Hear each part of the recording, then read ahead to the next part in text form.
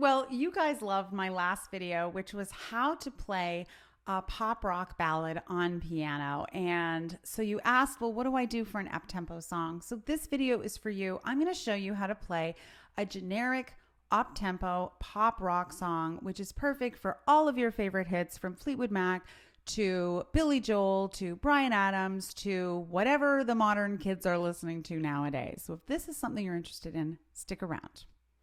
I'm Brenda Earl-Stokes. I'm the owner and creator of Piano and Voice with Brenda.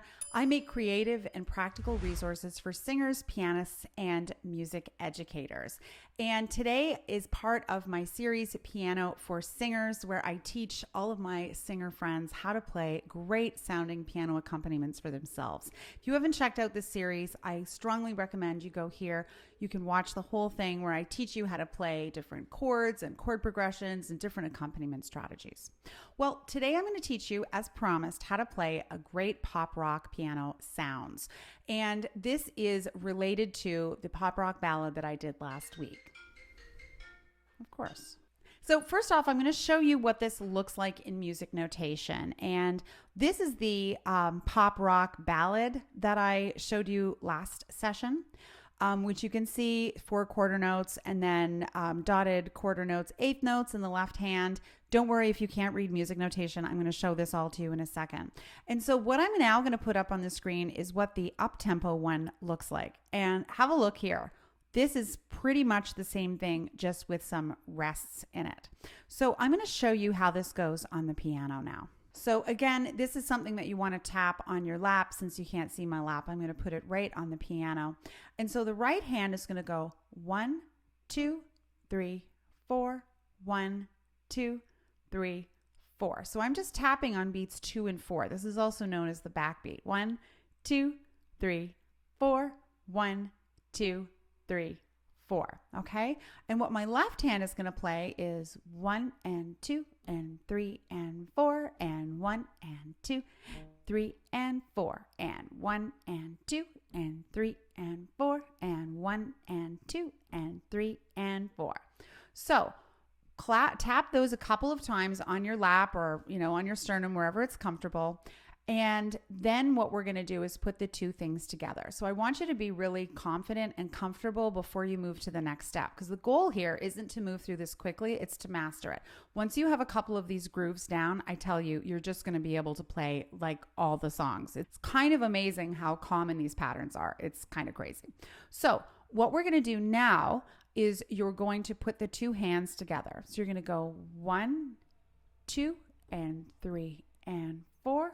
And 1 and 2 and 3 and 4 and 1 and 2 and 3 and 4 and 1 and 2 and 3 and 4. One more time. 1 and 2 and 3 and 4. 1 and 2 and 3 and 4 and 1 and 2 and 3 and 4 and 1 and 2 and 3 and 4 and. So once we tap it out, then what we're going to do is we're going to play it on the piano. And for right now, we're going to play this on 2 chords. We're going to play it on an F chord. We're going to play it on a G chord. Okay? So we're going to go 1, 2, and 3, and 4, and 1, and 2, and 3, and 4. And notice that my left hand is playing the bass note. It's just playing simply the root of the chord. And the right hand is playing the chord itself. And in this case, we're just playing it in root position. So you don't have to be a big hero about this. I do have videos on inversions and things like that. But for now, let's just keep it simple. 1 and 2 and 3 and 4 and 1 and 2 and 3 and 4. 1, 2 and 3 and 4 and 1 and 2 and 3 and 4. 1 and 2 and 3 and 4 and 1 and 2. Okay, so now that you've got it down a little bit, you're already playing a song. Thunder only happens when it's raining. So we're playing Dreams by Fleetwood Mac, okay? And this works great for any number of songs, okay? With different chords in it, okay? At any any tempo that you want to play it at. And so if you are planning to sing and play, and you're finding this a little bit challenging, which is reasonable because it is a little bit challenging, then what you could do is practice by just tapping the rhythm and singing along. And I tell most people to do this because it's a great way. You can flip the recording of whatever song it is and just practice singing with the pattern. So you're going to go 1, 2, and 3, and 4, and 1, and 2, and 3, and 4. Thunder only happens when it's raining. And you can just say it if you want. Players only love you when they're playing, right? So you can practice it a bunch of times this way, singing and tapping along. And then when you're ready, you can put it back on the piano.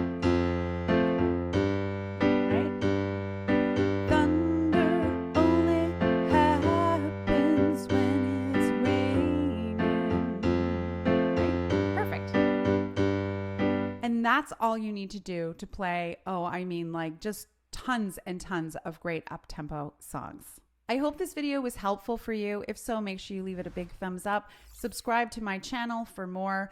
Again, if you are a singer who wants to learn to accompany themselves better on piano, I strongly recommend you check out the Piano for Singers playlist. I'll link it here. I'll link it down below in the description box so you can learn all kinds of great chord strategies and inversions and all kinds of things. If you want to take it a deeper step, you should definitely check out my crash course in piano skills for singers. This is a cheap and cheerful online course designed to quickly take you through all of these processes. And not only do you get access to the material, but you'll get regular emails from me that are encouraging you and giving practice tips and all of that. It's $49, you guys. It's super cheap. I'm going to leave that also a link to that in the description box below. If you want to know more about my work, you can go to pianoandvoicewithbrenda.com. There I have tons of great resources for you to check out. Anyways, thank you so much. I hope this was helpful for you and happy practicing.